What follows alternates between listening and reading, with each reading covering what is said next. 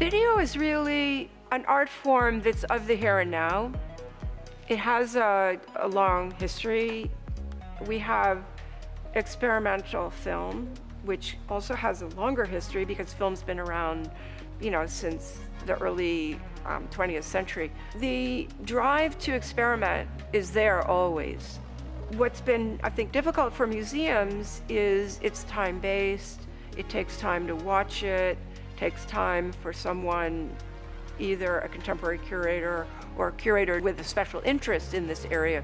It takes time to figure out what's good, what succeeds, how to program it. And so if you're doing that in-house, then I think the public is hungry for it.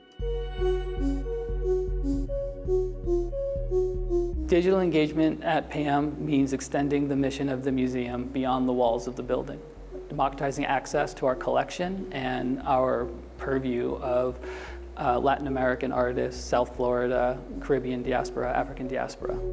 Immersive is, though it seems to be having a renewed attention in the last few years, it's been around for a long time now. What makes this particularly interesting is that it's, I think, the first time that we've really displayed a survey of art from artists working natively with the screen.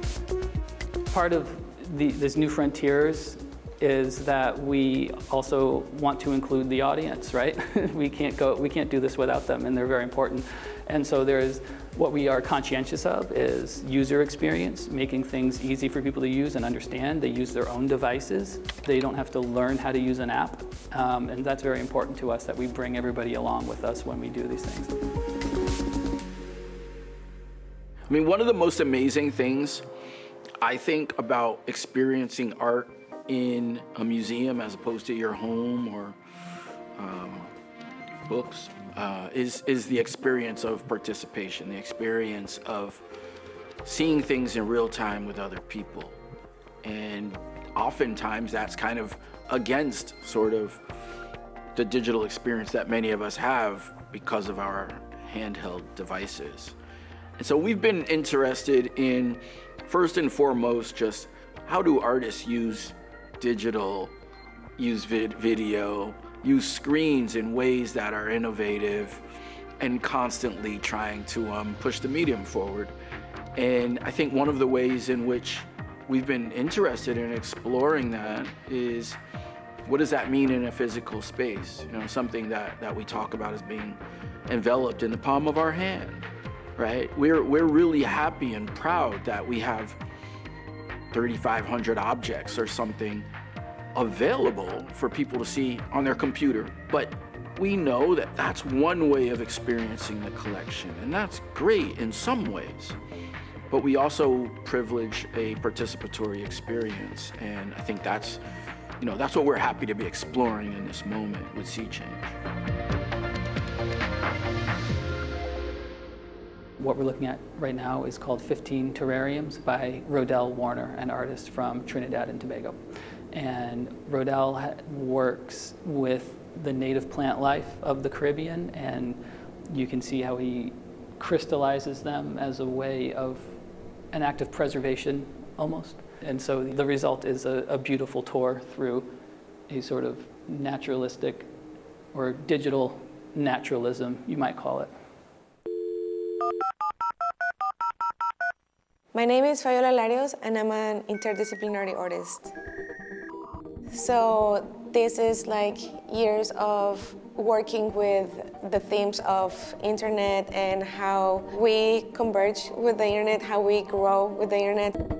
It talks about surveillance capitalism, that is how a user pays with their own data to have a service. So that's how it just like jumps from the online experience of just like having fun and stuff, and then like how it starts surveillance capitalism, and then how I started like getting like into a lot of different platforms to have access and use it, and like how like this is like just an interpretation of how I felt the internet.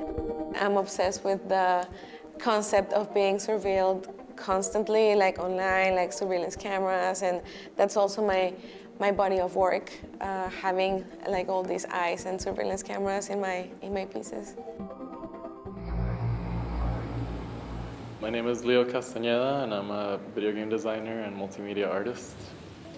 Levels and Bosses is a series that I started back in 2009 to try to bridge video games and fine art. And over time it developed into virtual reality experiences and actually trying to make art out of video games themselves.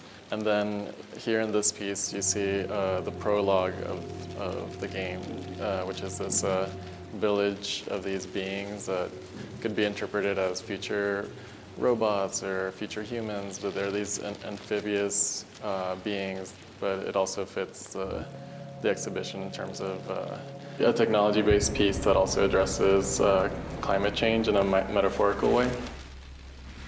I felt like the structure of world building of video games was a way to be able to do paintings, drawings, interactive sculptures, like anything that would kind of fit this overarching built mythology. And also thinking of like, what is the idea of an open mythology where there's no limits of what can be a valid part of a storytelling practice. It's becoming more and more material to the goings-on of a contemporary art museum that we engage with digital artists and we display their art natively as they have made it. And so I think more and more museums will be catching on to this. And I think there is, with the museums, there's always that sort of lag of like catching up to where people are. But I think, we are taking a big leap forward with projects like PAM TV and with our augmented reality gallery, New Realities. And we are trying to appreciate digital art as a variety of mediums. So it's fascinating to say what's going on. It's fascinating. I was thrilled to be asked by the Perez Museum when the Knight Foundation gave the grant for them to start the online platform. To me, I guess what I'm always looking for is the poetry of the soul of the artist. I want to be knocked over the head. So I chose work that I thought was very strong. It happens, and I thought because it's online, because I hope they bring it into the collection, I really thought about 10 works from around the world representing very different points of view and their different ages. And so I thought it's a really good look at what's going on. A few are very, in quote, realistic, shot with a camera. They're political, they're very beautiful.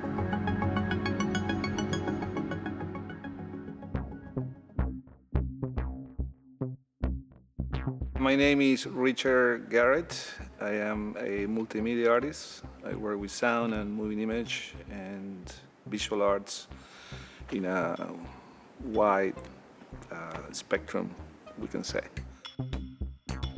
The title of the piece is Painting by Numbers, composition number 6, and it's a series of experiments on sound and moving image, but the work in itself is heavily inclined towards the digital and the glitches and the artifacts and all the information noise that can be encountered in the processes of working with digital media, and the translation to sound, to moving image as well.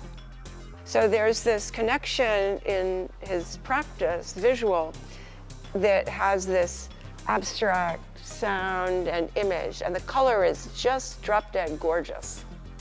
So that there's something that's so sort of visceral in the way it looks. And so that's what I thought.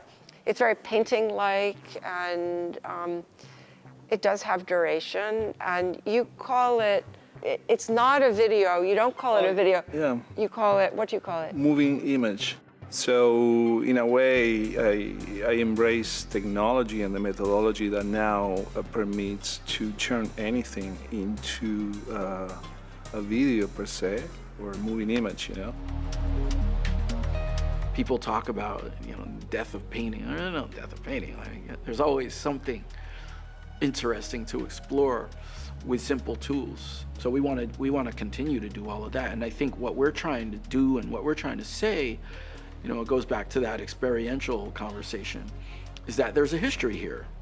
There's a long history here, and digital is at the forefront or at the present of what is the medium that is most democratizing, and also the one that has the greatest promise of innovation, because it literally is being innovated constantly, and artists need to use it so we understand what it is we actually have.